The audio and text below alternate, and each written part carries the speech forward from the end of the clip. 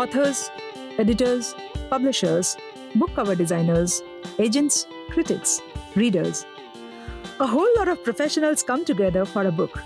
I am your host, Koral Dasgupta, all set to ask some interesting, straightforward, and fun questions to our guests.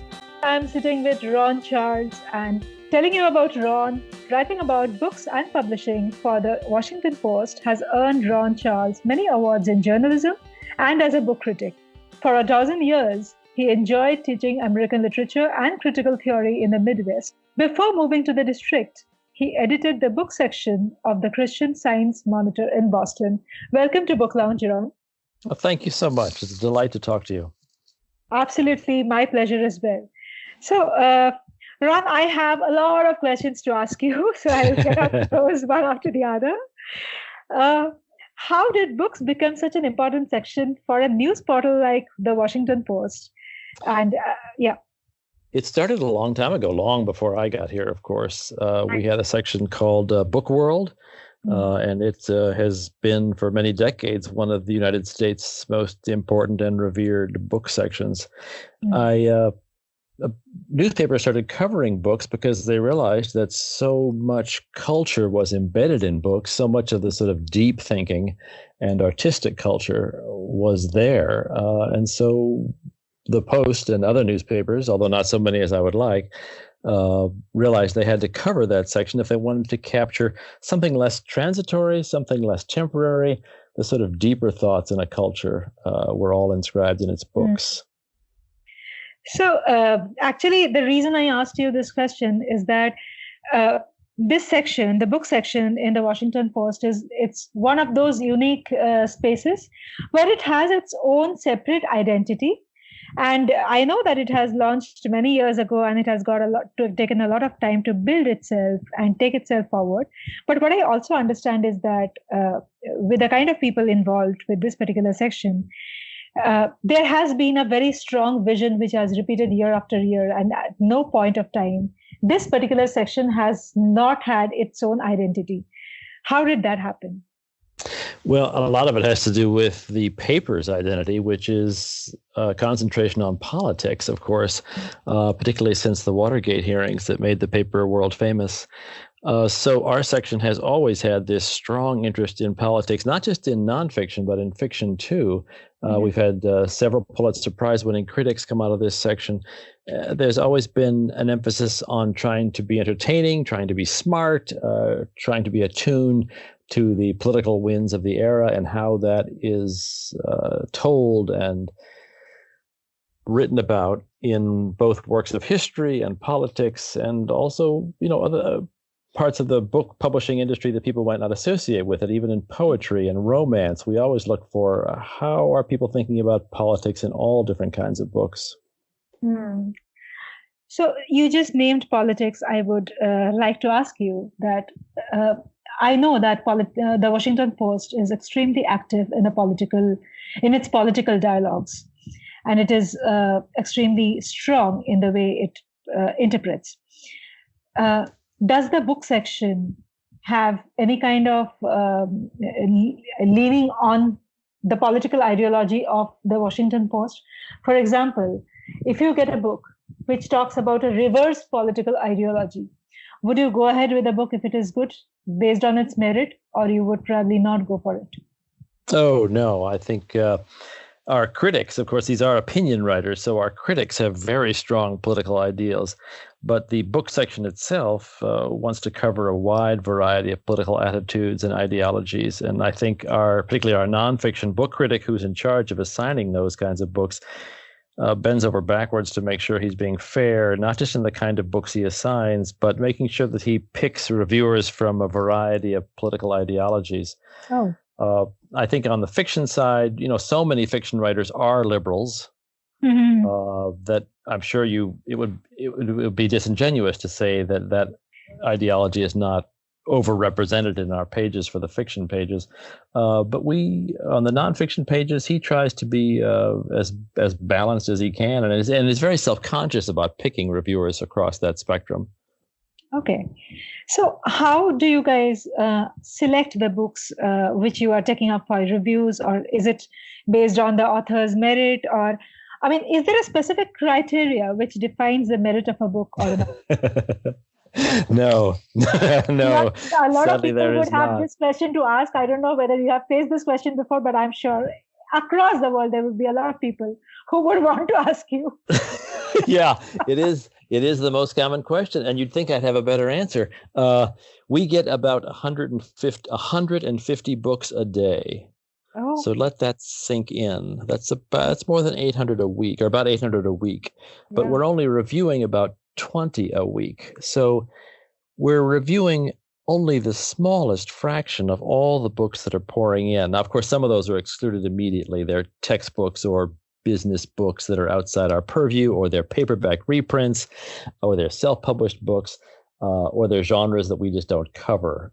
So you exclude a lot of those, but you still have hundreds of books left to choose from. And what the editors are trying to do, particularly now as we have this worldwide audience, is to be very intentional about picking a variety of books in terms of subject, in terms of author, in terms of approach, style, to make sure that we are reaching all different kinds of readers. Because, in the olden days, a few decades ago, we knew who our readers were. They were people of Washington. But then with the internet, they were people of the United States. And now it's people all over the world read the Washington Post every day. So we're trying more and more to be as diverse as we can.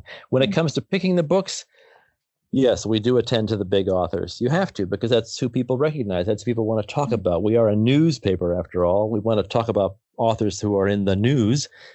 So those people are a given. Once you get off those bestsellers or recognizable names or the most hyped books, it becomes much more tricky to try and make sure you're like, what debut novels should you review? After all, you haven't read them yet.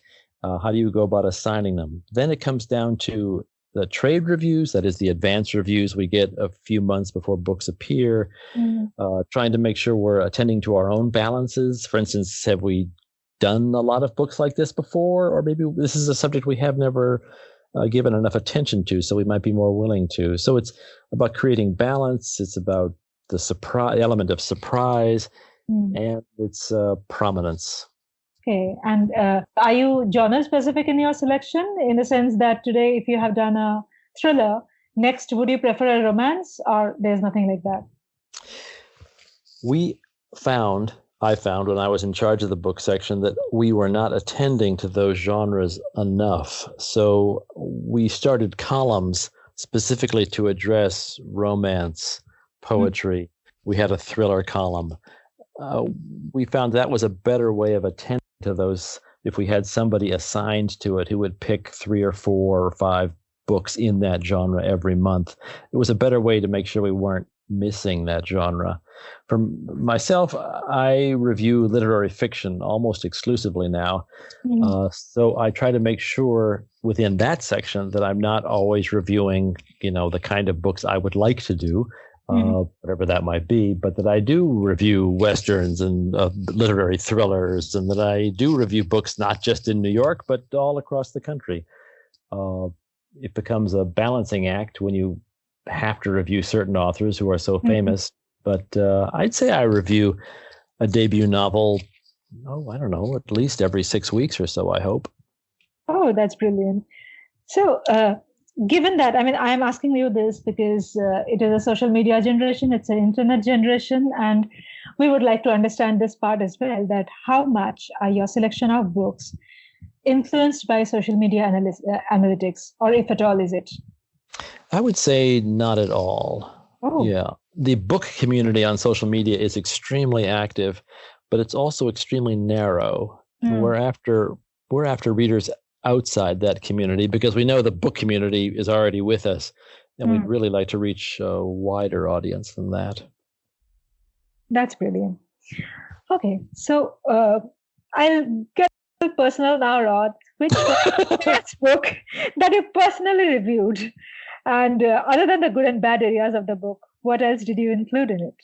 Oh my gosh, you're taking... Or maybe should I ask you that, were you a strict reviewer in your first review?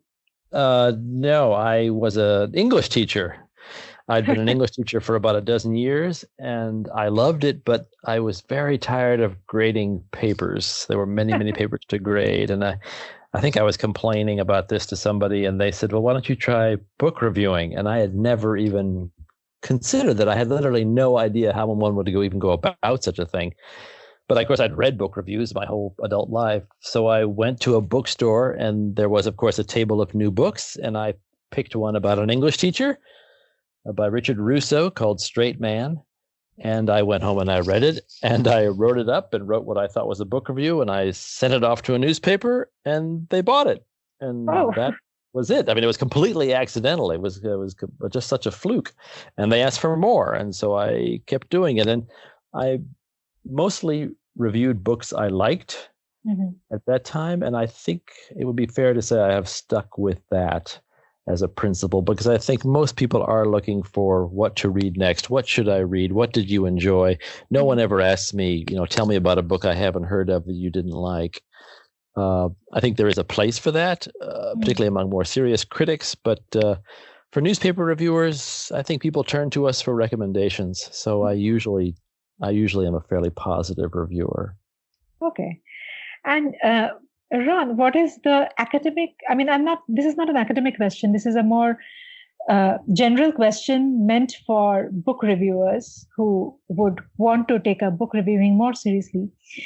There's a lot of difference between a book critic and a book review. If you agree to this, if you could explain the difference to our audience.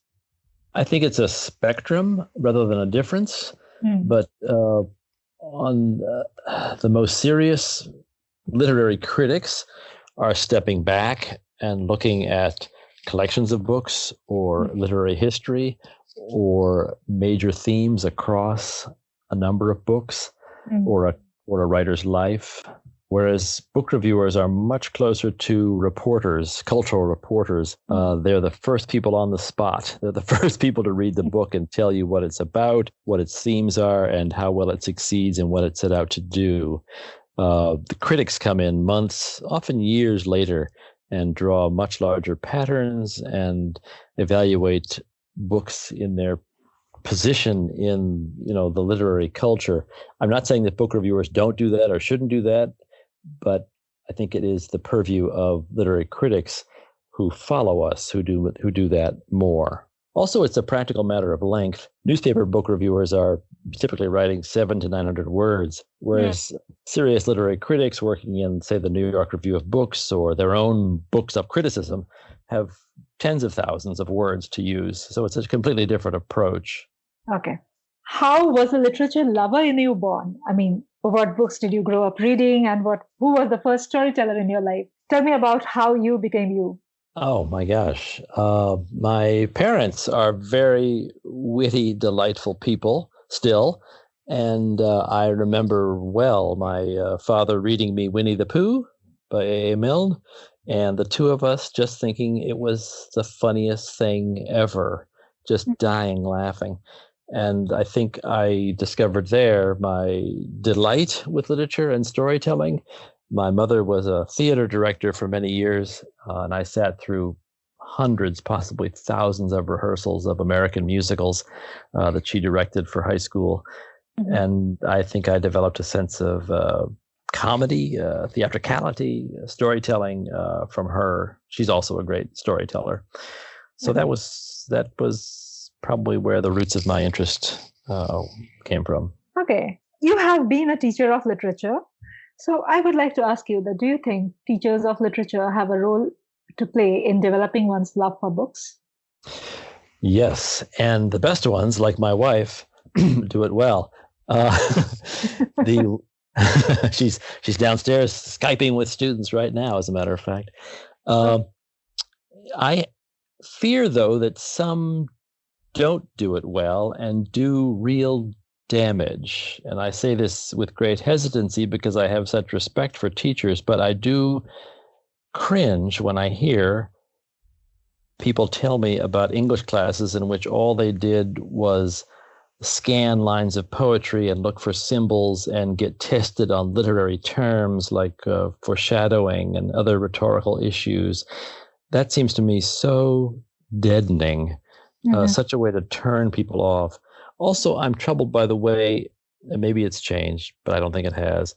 I'm troubled by the way students are presented with classic literature that is too old for them too early. When you think of the kind of classic American literature that we're taught in high school, or I was taught in high school, it was all about middle-aged malaise, and sexual dysfunction. And what 15-year-old boy knows anything about that or cares anything about that? Mm-hmm. I think the books should be livelier. They should be more diverse. They should be much more hopeful. They should reflect, in other words, the attitudes of teens. And I think that is happening to some extent. Okay. Would you like to recall anybody in your life, any teacher or professor who may have inspired you when you were a student? There are many of them, but I think it was my junior high school English teacher who made me a very serious reader of American literature, Gary Brayshaw. He took us through really tough books like Nathaniel Hawthorne's Scarlet Letter and Herman Melville's Moby Dick, books that are really challenging. And I read them with great relish, and then read them again in college, and then again in graduate school. And each time I was impressed by how much that high school teacher was able to get out of us, and was able to make us feel some enthusiasm for these old, naughty classical stories.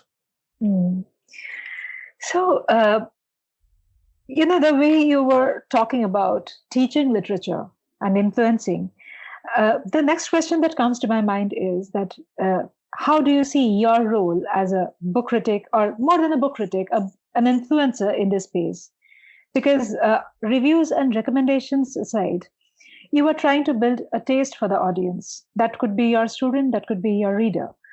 What is your personal and professional vision there?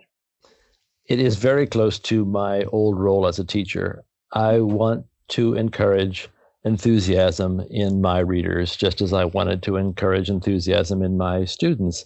I want them to understand that there are books out there that will inspire and move and enrich their lives.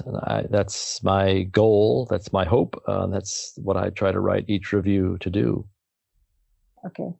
I'll ask you a few fun questions before I wind up. So one is that if you have to, you have reviewed many, many books. Out of that, if you have to pick up one which you would pass on to the next generation, which book would you recommend?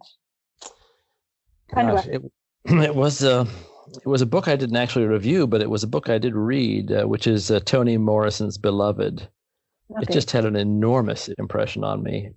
Completely changed the way I thought about American history, American culture, and what's possible in a novel. I think it's already being recognized. It has already been recognized as one of the great novels of the 20th century. And I think, although it's very hard to choose, what will last, I think that is a book that will. It's just an immensely profound book. Brilliant. So you have been a teacher of American literature and critical theory.